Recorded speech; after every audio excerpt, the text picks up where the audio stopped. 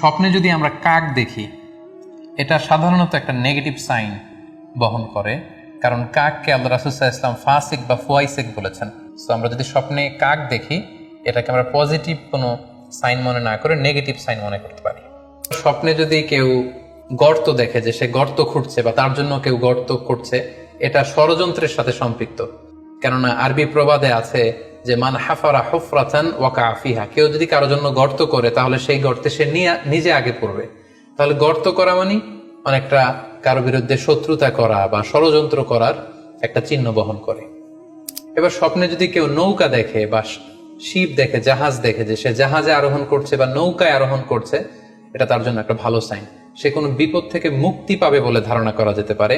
কারণ সূরা আনকাবুতের 15 নম্বর আয়াতে আল্লাহ বলছেন ফাআনজাইনাহু ওয়া আসহাবাস সাফিনাতি ওয়া জাআলনাহা আয়াতাল লিল আলামিন, অর্থাৎ আমি নূহ আলাইহিস সালাম এবং তার সাথের ঈমানদার সবাইকে আমি এই নৌকায় উঠিয়েছি এবং মহাপ্লাবন থেকে তাদেরকে আমি বাঁচিয়েছি। আর এই মহাপ্লাবনকে আমি গোটা বিশ্বের জন্য একটা নিদর্শন করে রেখেছি। সো নৌকায় ওঠা বা জাহাজে ওঠা, কোনো শিপে বা লঞ্চে ওঠা, এটা আপনি বিপদ থেকে মুক্তি পাবেন, and you are in the safe zone, এই ধরনের একটা ইঙ্গিত বহন করে। ইমাম মুহাম্মদ ইবনে সিরিনের কাছে এক লোক এসে বলল যে, ইমাম, রাআইতু কাআন্নী আহরুসু আরদান লা তুমবিত, হে ইমাম, আমি স্বপ্নে দেখেছি যে আমি একটি শস্য ক্ষেত্র চাষ করছি কিন্তু কোনো ফসল হচ্ছে না, এটার মানে কি? তিনি ব্যাখ্যা করে দিলেন, আনতা তা'জিলু আন ইমরাআতিক, অচিরেই হয়তো তোমার স্ত্রীর সাথে তোমার সেপারেশন হয়ে যেতে পারে। কারণ কোরআনে স্ত্রীকে শস্য ক্ষেত্রের সাথে তুলনা করা হয়েছে মেটাফরিক্যালি। সূরা বাকারার 223 নম্বর আয়াতে আল্লাহ বলছেন নিসাউকুম হারসুল লাকুম ফাআতু হারসাকুম আন্না শি'তুম, অর্থাৎ তোমাদের স্ত্রীরা হচ্ছে তোমাদের শস্য ক্ষেতের মতো, তোমরা যেভাবে খুশি এই শস্য ক্ষেত্রটাকে সুন্দরভাবে চাষাবাদ করতে পারো। তাহলে শস্য ক্ষেতের সাথে বা ক্রপ ল্যান্ডসের সাথে আপনার স্ত্রীর সাথে সম্পর্ক হওয়া বা সেপারেশন হওয়া, এইভাবে ইঙ্গিত নেওয়া যেতে পারে। আমরা যদি স্বপ্নে লম্বা কাপড় দেখি, এটা গুড সাইন। কারো গায়ে যদি লম্বা জামা থাকে তাহলে এটা গুড সাইন, আর খাটো জামা থাকলে সাধারণত এটা নেগেটিভ সাইন। এক্ষেত্রে আমরা সহিহ বুখারীর একটি হাদিস উল্লেখ করতে পারি।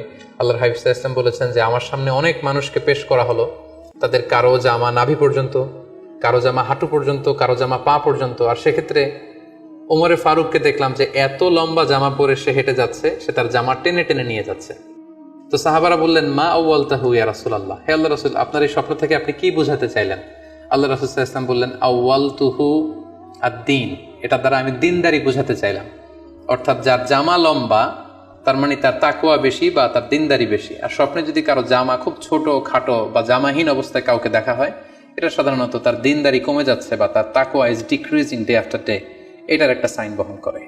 ইমাম আবু হানিফা একবার স্বপ্নে দেখলেন যে তিনি আল্লাহ রাসূল সাল্লাল্লাহু আলাইহি ওয়াসাল্লামের কবর খুঁড়ছেন, অথবা কবরের লাশ বের করছেন কিংবা কাফন বের করছেন।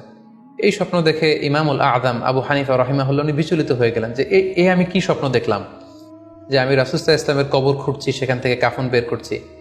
কেউই এই স্বপ্নের ব্যাখ্যা করতে পারলেন না। তখন ইমাম মুহাম্মদ ইবনে সিরিনের কাছে যখন জানতে চাওয়া হলো, তখন মুহাম্মদ ইবনে সিরিন বললেন যে হাযা রাজুলুন ইউহয়ি সুন্নাত রাসূলিল্লাহ, অর্থাৎ যে ব্যক্তি এই স্বপ্ন দেখেছে তার মাধ্যমে আল্লাহ রাসূল সাল্লাল্লাহু আলাইহি ওয়াসাল্লামের হাদিসের বা সুন্নাহর পুনর্জীবন হবে।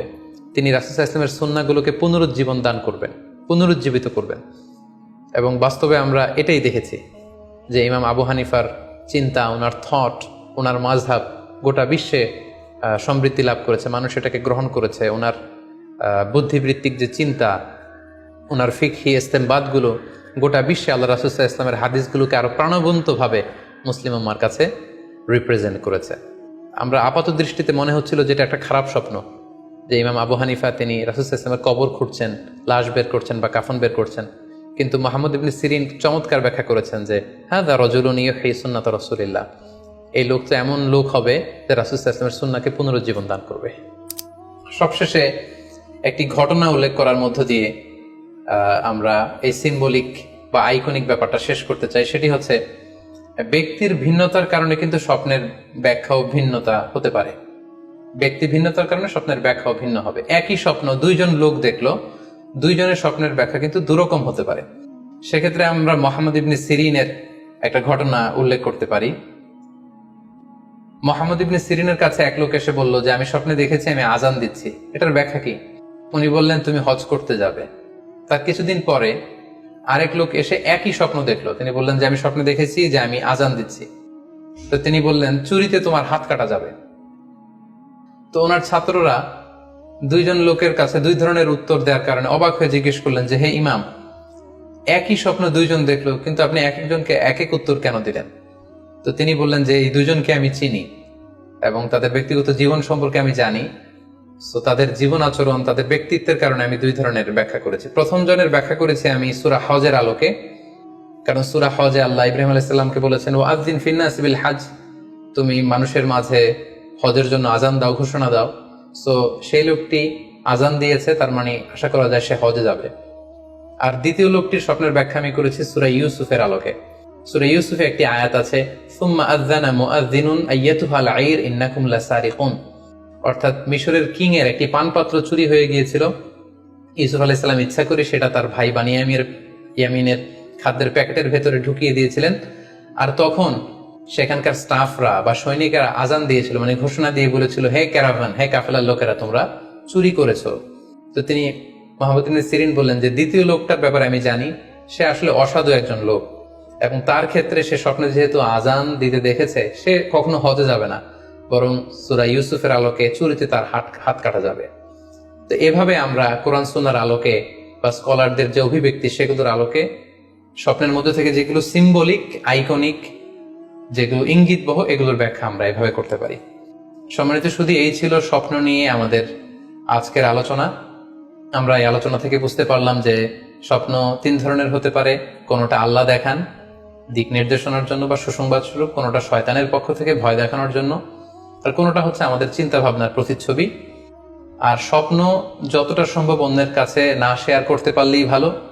বিশেষ করে যদি আপনি ভয়ঙ্কর দুঃস্বপ্ন দেখে থাকেন, সেক্ষেত্রে এমন লোকের কাছে আপনি শেয়ার করুন যে আপনাকে পছন্দ করে, যার কোরআন সুন্নাহর জ্ঞান আছে, যার মধ্যে এলেম আছে, আমল আছে। আর আপনারা আপনাদের কারো কাছে যদি আপনাদের ফ্রেন্ডস এন্ড ফ্যামিলির কেউ বা আশেপাশের কেউ এসে যদি হুট করে তার স্বপ্নের কথা বলে দেয়, আপনি হুট করে তার ইন্টারপ্রিটেশন বা ব্যাখ্যা করতে যাবেন না। আপনি বেটার হয় যে আপনি চুপ থাকবেন, অথবা আপনি যদি ব্যাখ্যা করতে চান তাহলে ভালো ব্যাখ্যা করবেন। আল্লাহ তাআলা আমাদের সবাইকে কথাগুলো বুঝার ও আমল করার তৌফিক দান করুক। হাযা মা ইনদি ওয়াল ইলমু ইনদাল্লাহ আলাইহি তাওয়াক্কালতু ওয়া ইলাইহি উনীব। ওয়াসসালামু আলাইকুম ওয়া রাহমাতুল্লাহ।